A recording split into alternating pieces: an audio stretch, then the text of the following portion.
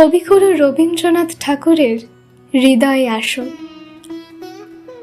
কোমল দুখানি বাহু সরমে লতায়, বিকশিত স্তন দুটি আগুলিয়া রয়।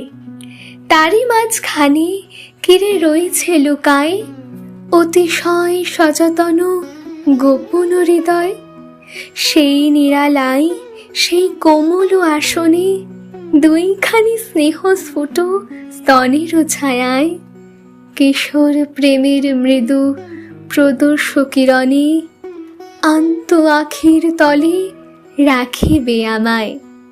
কত না মধুর আশা ফুটেছে সেথায়, গভীর নিশীথে কত বিজন কল্পনা, উদাস নিঃশ্বাস বায়ু বসন্ত সন্ধ্যায়।